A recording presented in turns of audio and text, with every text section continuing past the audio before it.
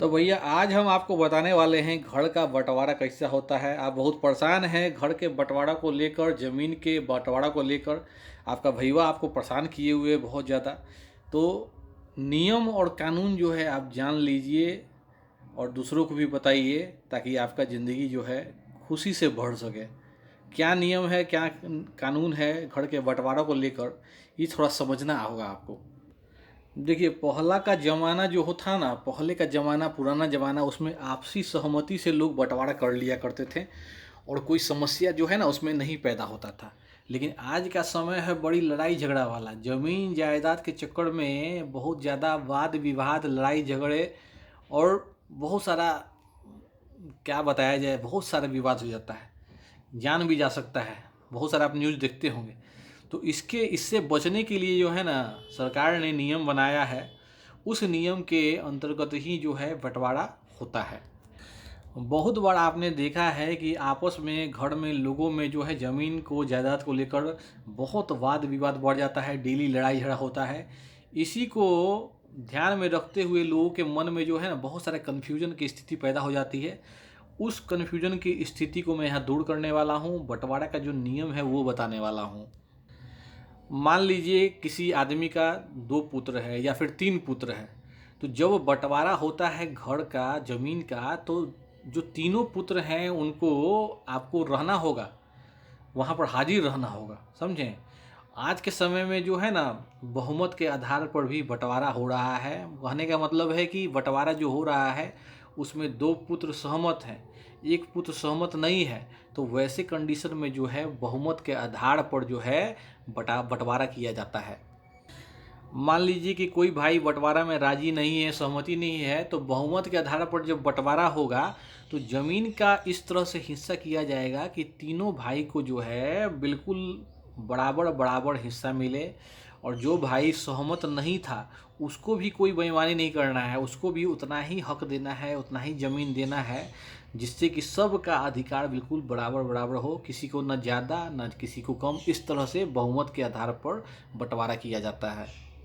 हमारे देश में बंटवारा कितने प्रकार से किया जाता है, तो 3 प्रकार से बंटवारा होता है। पहला प्रकार है सहमति बंटवारा, दूसरा प्रकार है पंचायत बंटवारा, तीसरा प्रकार है आपका रजिस्ट्री बंटवारा। इसी 3 तरीके से जो है ना आपका बंटवारा होता है। जिसमें भी सक्सेसफुल तरीका से बंटवारा हो जाए और कोई भी वाद विवाद, लड़ाई झगड़ा ना हो, वो सक्सेसफुल हो जाता है। तो हम तीनों तरीके के बारे में आपको बताने वाले हैं। सहमति बंटवारा जो पहला बंटवारा है उसके बारे में बात करें तो सबसे आसान बंटवारा यही होता है। इसमें बहुत जल्द ही बंटवारा हो जाता है। सहमति बंटवारा में होता है कि मान लीजिए 3 गो पुत्र हैं, 3 गो बेटा है, तीनों को बैठाया जाता है, आपस में बातचीत किया जाता है। जिस बात पर सहमति बन जाता है उस सहमति को लेते हुए, वाद विवाद नहीं, एकदम सहमत होना चाहिए सब लोगों को, उसके बाद जो है आपको उसी सहमति के आधार पर बंटवारा बराबर बराबर कर दिया जाता है। इसी को जो है सहमति बंटवारा कहा जाता है। अब अगर सहमति बंटवारा से भैया दाल नहीं गला, काम नहीं हुआ, तो हम लोग पंचायत बंटवारा का सहारा लेते हैं।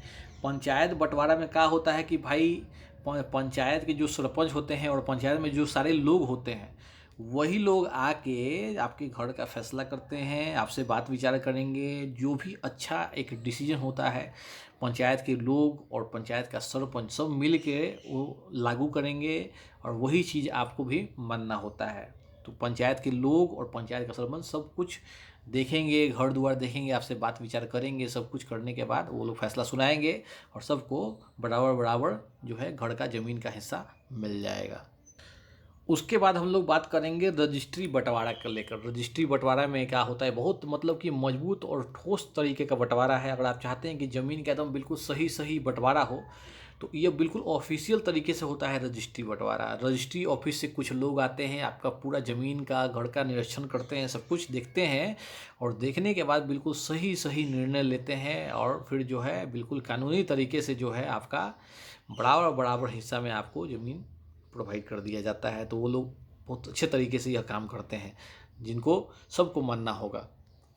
ज़मीन का जब बंटवारा होता है तो उससे पहले कुछ बातों को ध्यान रखना बहुत ज़रूरी है, क्योंकि जब आप ज़मीन का बंटवारा या घर का बंटवारा जो भी कर रहे हो, तो आपको सबसे पहले यह ज़रूर से नॉलेज होना चाहिए कि भाई जो आप बंटवारा कर रहे हो जिस संपत्ति का, उस पर किसी प्रकार का कोई पहले से कर्ज जो है ना, कर्ज या उधार नहीं हो। जो भी संपत्ति के वारिस लोग होते हैं उनको इस बात पर सहमति प्रकट करना होगा कि इस संपत्ति पर जो भी कर्ज होगा उसको आपको ही चुकाना है, दूसरा आदमी नहीं। का जो आपके वारिस हैं वही लोग चुकाएंगे, और उस ज़मीन पर कोई कर्जा है, उधारी है, ठीक है। ज़मीन का जो वसीयत है उसके अनुसार बंटवारा में अगर कोई समस्या आ रहा है, कोई प्रॉब्लम आ रहा है, तो कानूनी तरीके से उसको सुलझाने का प्रयास किया जाएगा या करना चाहिए, समझे। तो जो भी दिक्कत है उसको कानूनी तरीके से आपको सॉल्व करना होगा, कानून का सहारा लेना होगा। अगर ज़मीन का वसीयत नहीं लिखा हो, अगर बाबूजी ने ज़मीन का कोई वसीयत नहीं लिखा है, तो आपस में तालमेल करके कानूनी तरीके से या जो भी तरीके हमने बताएं बंटवारे के, उन तरीक़ों से आपको बंटवारा कर लेना है। और कोई भी तरह का आपको वाद विवाद नहीं होना चाहिए, उससे बचने की कोशिश करना है। चाहे वो कानूनी तरीका हो, सहमति बंटवारा हो, पंचायत बंटवारा हो, रजिस्ट्री बंटवारा हो, किसी भी माध्यम से आप बंटवारा कर लीजिए। कोई विवाद होने पर कानून का आप सहारा लीजिए।